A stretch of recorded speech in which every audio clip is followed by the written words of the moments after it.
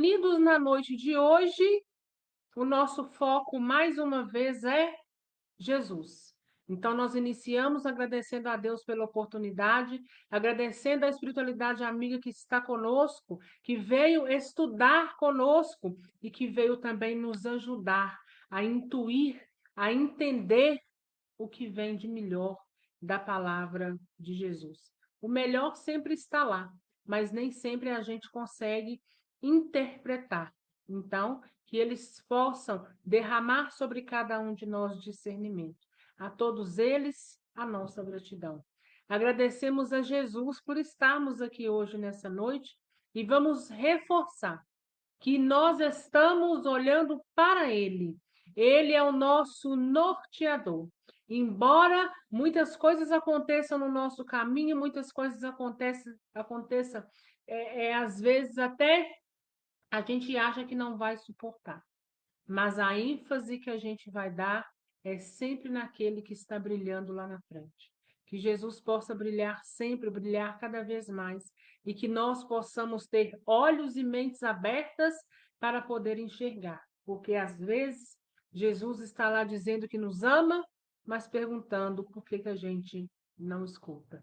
Nós pedimos à espiritualidade amiga, com a permissão de Jesus e de Deus, que a nossa água possa ser fluidificada, que nela tenha os fluidos, os magnetismos necessários para nosso corpo físico e para nosso corpo espiritual.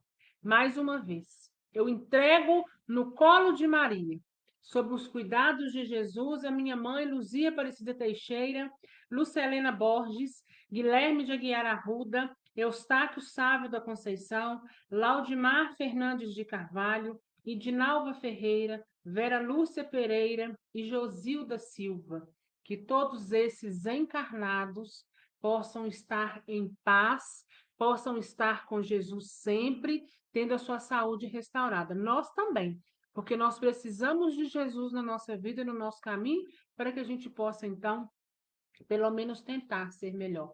Mas esses nós estamos pedindo um pouquinho de Jesus, um pouquinho a mais de misericórdia e de atenção para com eles, porque nós, às vezes, podemos esperar um pouco. Não que nós também não somos dignos, merecedores e necessitados dessa misericórdia, mas tem alguns, né, que precisam estar à frente da fila. Então, Jesus, esteja com todos eles. Permita que a espiritualidade amiga esteja auxiliando naquilo que for possível. Que a nossa mente possa estar aberta para a palavra do Evangelho que Jesus vem nos trazendo para nos ensinar a viver um pouco melhor. Vamos lá, gente, abrir nosso Evangelho? Deixa eu ver aqui. Capítulo 2. Meu reino não é deste mundo. O item é o 5.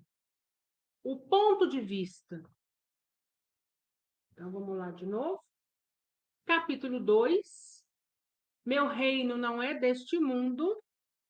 O item é o 5. O ponto de vista. O meu encontra-se na página 46, né? Não sei aí de vocês, mas deve estar próximo, né? Porque geralmente é assim. Vamos ver se o pessoal conseguiu. Oi, Silvia, boa noite, tá boa? Lenilda, boa noite, Deus abençoe e guarde vocês. Espero que esteja tudo bem, viu? Mais uma vez, para a gente começar a leitura. Capítulo 2, meu reino não é deste mundo, e nós vamos no item 5, o ponto de vista.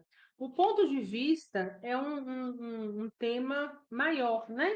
Mas,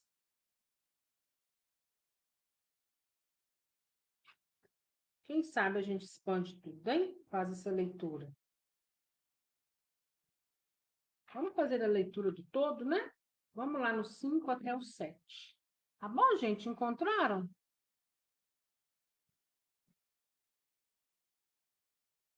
Ok para Luciana, para Cris, para Edileuza, para Solange.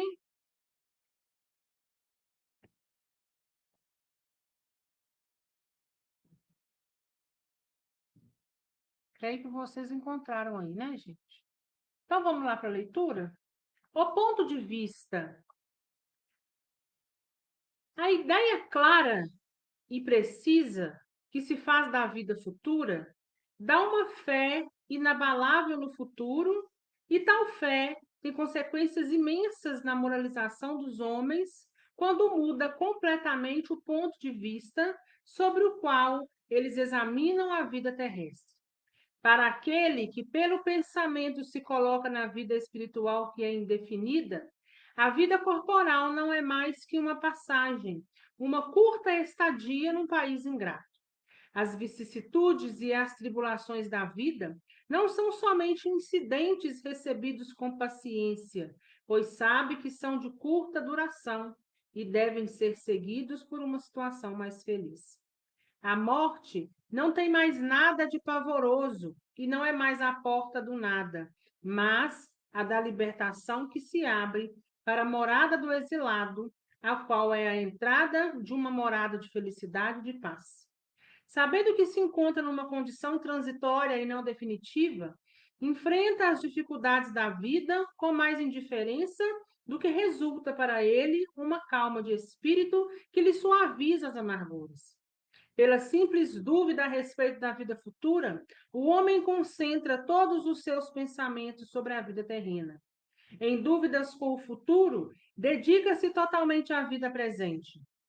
Não entrevendo bens mais preciosos do que os da terra, ele se comporta como uma criança que nada vê além dos seus brinquedos, tudo fazendo para consegui-los. A perda do menor de seus bens é para ela uma grande tristeza, uma decepção, uma esperança que se foi, uma ambição não satisfeita, uma injustiça de que se tornou vítima, o orgulho ou a vaidade feridos. São tantos outros tormentos que fazem da sua vida uma angústia sem fim, já que se deixa levar voluntariamente por uma verdadeira tortura de todos os momentos. Tratando-se do ponto de vista da vida terrestre, no centro do qual está colocado, tudo se torna grande ao seu redor. O mal que o atinge como bem pertencente aos outros, tudo adquire perante seus olhos uma grande importância. É como quem está na cidade em que tudo parece grande, as pessoas eminentes como os monumentos. Mas se subir uma montanha, dela homens e coisas vão lhe parecer bem pequenos. É assim que acontece com aquele que encara a vida terrena do ponto de vista da vida futura. Tanto a humanidade como as estrelas no céu se perdem na imensidão. Ele percebe, então, que grandes e pequenos se confundem como as formigas num monte de terra, que operários e poderosos são do mesmo porte, e lamenta por esses homens fazerem tantos esforços para conseguirem uma posição pouco elevada e também para tão pouco tempo. É assim que a importância é dada aos bens terrestres. É assim que a importância que é dada aos bens terrestres está sempre na contramão da fé que se tem na vida futura. Se todo mundo pensasse assim, dir-se-ia que ninguém mais se preocupando com as coisas terrenas, tudo estará em perigo, mas não. O homem procura instintivamente seu bem-estar, e assim mesmo tendo a certeza de que estará nessa vida física por pouco tempo, ele quer estar aí ainda melhor, com ou com menos mal. Ninguém há que, tendo uma espinha em sua mão, não o tire para não ser picado. Ora, a procura do bem-estar leva o homem a fazer progredir todas as coisas, imbuído que ele está do instinto de progresso e de conservação decorrente das leis da natureza. Ele, porém, por necessidade, por gosto e dever, trabalha e com isso cumpre na terra os deveres que tem para com a providência que o colocou aqui neste mundo com esse fim. Somente aquele que considera o futuro é que dá ao presente uma importância relativa, conformando-se facilmente com os seus fracassos, pensando no destino que o aguarda. Deus não condena, pois, os gozos terrenos, mas o abuso deles com prejuízo para as coisas da alma. É ainda contra tal abuso que estão os prevenidos aqueles a quem Jesus aplica estas palavras: meu reino não é deste mundo. Aquele que se identifica com a vida futura assemelha-se a um homem rico que perde uma pequena soma sem que com isso se perturbe. Aquele que concentra seus pensamentos a respeito da vida terrena é como um homem pobre que, perdendo tudo o que tem, se desespera. O Espiritismo expande o pensamento, abrindo-lhe novos horizontes. No lugar da visão estreita e mesquinha que o concentra na vida presente, que faz do momento que passa na Terra o único e frágil fundamento do futuro eterno, ele demonstra que essa vida é apenas um elo no conjunto harmonioso e grandioso da obra do Criador, mostrando a solidariedade que liga todas as existências de um mesmo ser, todos os seres de um mesmo mundo e todos os seres de todos os mundos. Assim, ele dá uma base e uma razão de ser à fraternidade universal, enquanto que a doutrina da criação da alma, no momento do nascimento de cada corpo, faz com que todos os seres sejam estranhos uns aos outros. Essa solidariedade das partes de um mesmo todo explica o que é inexplicável, se levar em consideração apenas uma parte. Os homens contemporâneos de Cristo não podiam compreender essa visão de conjunto, pelo que ele reservou esse conhecimento para outros tempos. Olha o nosso evangelho de hoje falando sobre o ponto de vista. O que é o ponto de vista? Ponto de vista nada mais é do que uma maneira diferente de olhar o meio em que você está inserido ou a situação que você passa. Nós sabemos que a vida continua. Nós sabemos que existe uma vida pós a morte. Nós sabemos, e isso é universal, que nenhum de nós vai permanecer aqui para sempre. Nós temos tempo de permanência aqui nessas terras. Então, o evangelho de hoje vem nos dizendo para onde nós estamos olhando. Porque muitas das vezes, diante das vicissitudes da vida, das problemáticas que a gente passa, a gente precisa ter discernimento para olharmos para o lugar correto ou da forma correta. Porque se eu passo por uma determinada situação que me exige aceitação, pode ter certeza que se eu assim o faço, o fardo é mais leve do que eu ficar ali o tempo todo reclamando, reclamando, reclamando, vai ficar pior. O meu psicológico vai criar ainda uma situação enorme diante de um problema que às vezes nem é tão grande assim. Problema sempre é problema, exige resolução, mas tem o ponto de vista que cada um de nós está olhando. E ele está dizendo, quando nós estamos na Terra, olhando, tendo como ponto de vista que isso aqui é passageiro e que nossa vida vai continuar e não é aqui, a gente entende que a gente não precisa de tanta correria no dia a dia.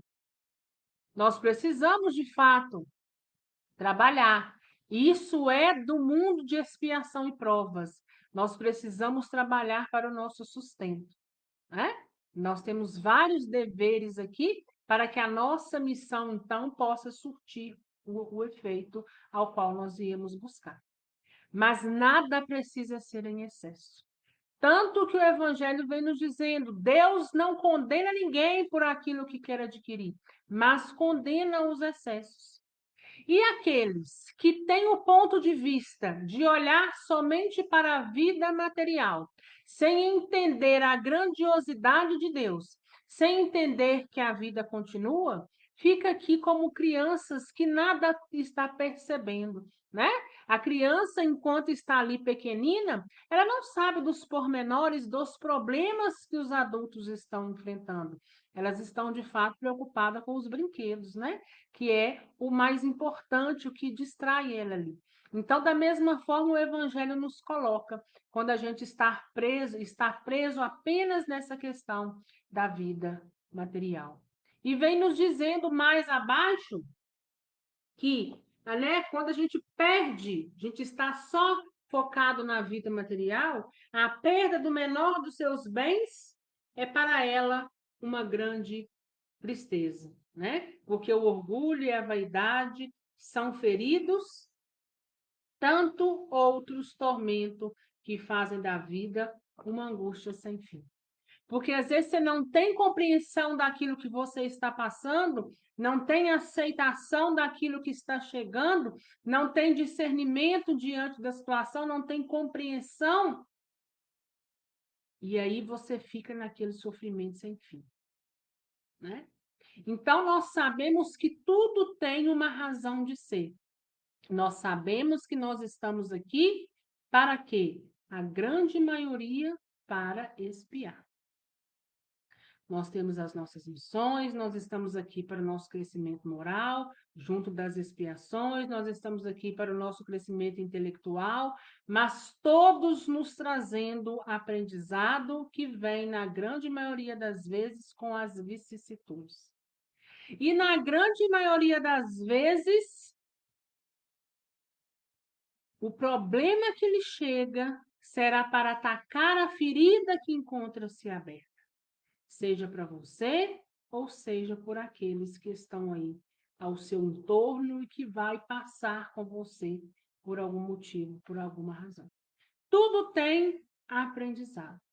Nós já sabemos que quando a gente vem para a Terra, antes de aqui estarmos, nós temos um projeto reencarnatório ao qual, na maioria das vezes, nós mesmos ajudamos a redigir, onde tem pontos que nós vamos necessitar passar, e entre um ponto e outro existe o nosso livre-arbítrio, ou seja, existe a condição de nós mesmos reger a nossa vida, e quando chega naqueles pontos que precisam passar, espera que tenhamos discernimento para estar com eles, né? Estar com esses problemas que vão nos levar aí ao crescimento, né?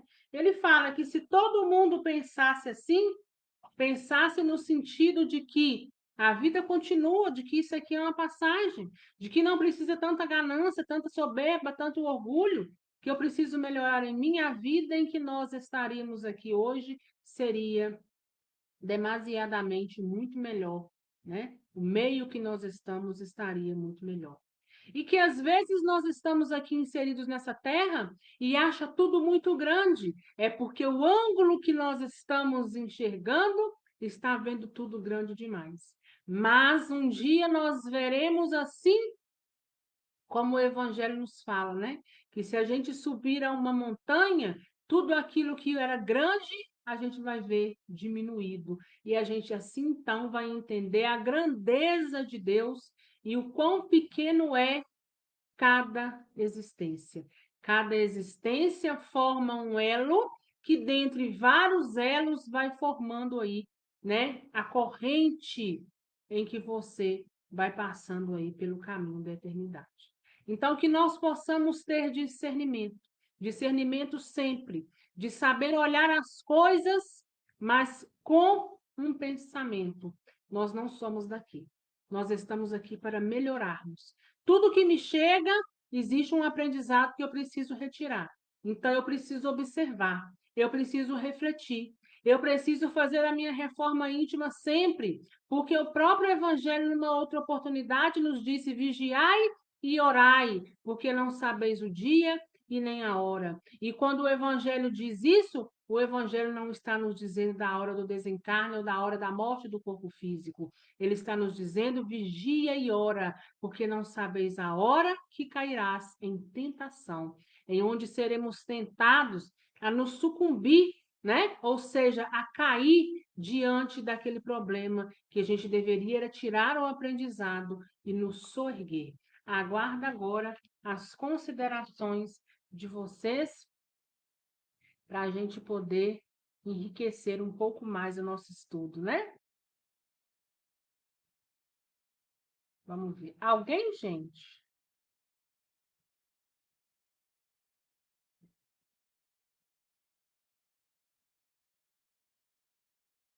Não chegou nada para mim. Acho que vocês não querem falar hoje, não, hein?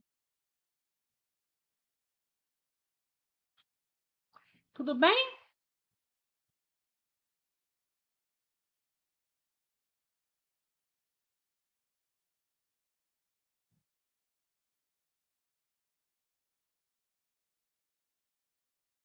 Nós vamos encerrar sem as manifestações de vocês hoje? Olha aqui, para mim não chega nada. A não ser que tá doida aqui, né? Deixa eu ver aqui embaixo.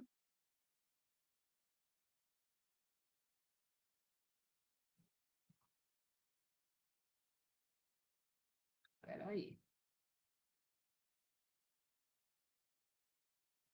A Luciana dizendo: o despertar da consciência espiritual resulta na percepção do quanto a vida terrena é transitória e, consequentemente, de alguma forma, vamos nos desapegando do excessivo materialismo e projetando dentro de nós a futura continuação que não será aqui.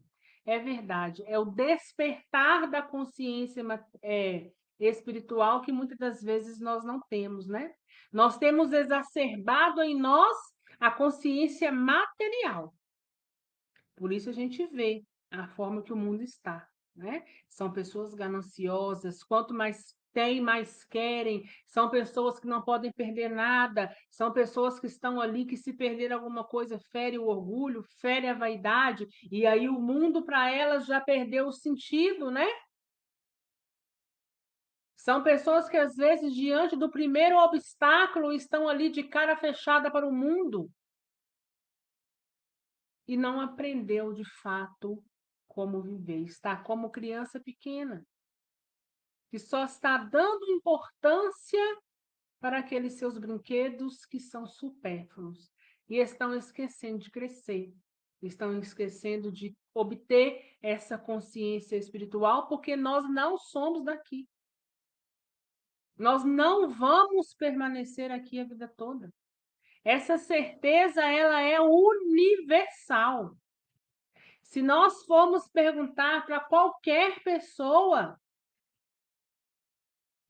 que tem, né, já uma formação psíquica, um entendimento sobre a vida, ela vai saber e vai concordar conosco de que um dia todos nós vamos embora. Então, se todos nós vamos embora, já passou da hora de eu querer começar a conhecer o que me vem pela frente. Agora, o que a Luciana levantou aqui é muito importante, né? Nós precisamos projetar dentro de nós que a continuação da vida futura. E começar a projetar dentro de nós é começar a nos melhorar. Porque o céu ou o inferno, regiões positivas ou umbralinas, está em nós. Não quer dizer que depois da morte do corpo físico é que eu vou moldar esse pensamento de umbral ou de zona positiva, não. Esse pensamento já está em mim.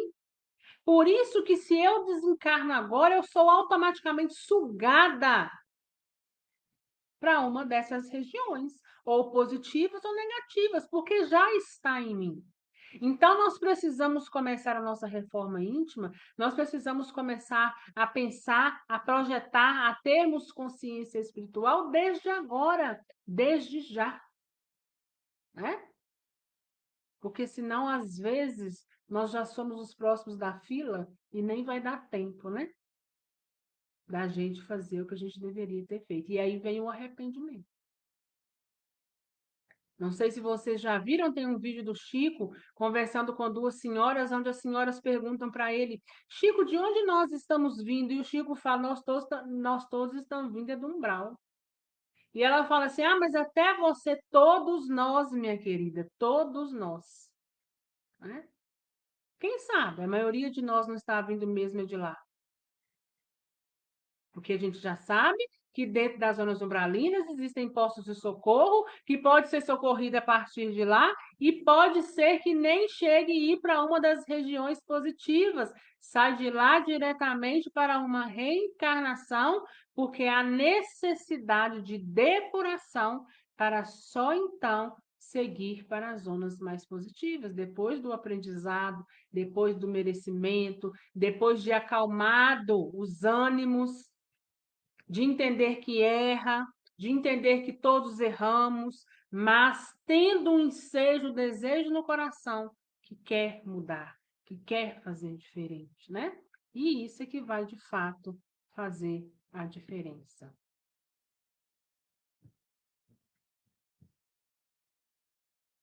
Claudionete dizendo: as pessoas se apegam tanto nas coisas materiais e esquecem que estamos aqui de passagem e que nada vamos levar, que um dia vamos embora. Pois é. E esse apego material, muitas das vezes, vai nos jogar aonde? Lá nas zonas umbralinas, né? Tem pessoas que têm tanto apego material que quando desencarna, está ali dentro de casa ou lá no umbral, seja onde for, gritando pelos seus bens. Isso é meu, era meu, fulano pegou, isso é injusto, eu quero de volta. Só que é ledo engano e ignorância, né? Porque depois de cerrados nossos olhos físicos e abertos nossos olhos espirituais, não adianta mais. Nada daquilo vai nos ser útil. Então, que nós possamos, desde agora, a começar a mandar os nossos tijolinhos para lá, a escrever a nossa história de uma maneira diferente, trazendo a teoria para a prática. Ainda que nós vamos errar muito, mas nós precisamos pelo menos tentar. Porque uma hora a gente se equilibra e uma hora a gente caminha, né? Tudo bem, gente? Vamos encerrar? Obrigada a Deus pela oportunidade, obrigado, Jesus, pelos ensinamentos, princípios esses que nós vamos trazer para a nossa conduta. Nós vamos, de agora em diante, aprender a olhar o ponto de vista de cada coisa, aprender a ver o lado bom, aprender a ver, será o quê? A ver e a pensar, será o quê que eu preciso tirar aqui de aprendizado? De agora em diante, a nossa reforma íntima se faz mais constante, se faz mais forte e, com certeza, nós queremos sim ter um pouco mais de consciência espiritual, nós queremos sim projetar um pouco mais o futuro, nós queremos deixar de ter tanto apego material, sabendo e tendo consciência que nós precisamos da matéria e de muitas coisas que aqui há nesse mundo para a nossa sobrevivência. Mas nós vamos trabalhar em descartar os excessos. Que Jesus tenha misericórdia de todos nós, que a nossa água tenha os fluidos necessários a cada um de nós e que ao deitar nós possamos descansar o nosso corpo físico e acordarmos restaurados com um pouco mais de discernimento na nossa mente para que a nossa caminhada, então, possa estar mais leve. Fiquem com Deus. Até quinta-feira, se Deus quiser. Tchau, gente!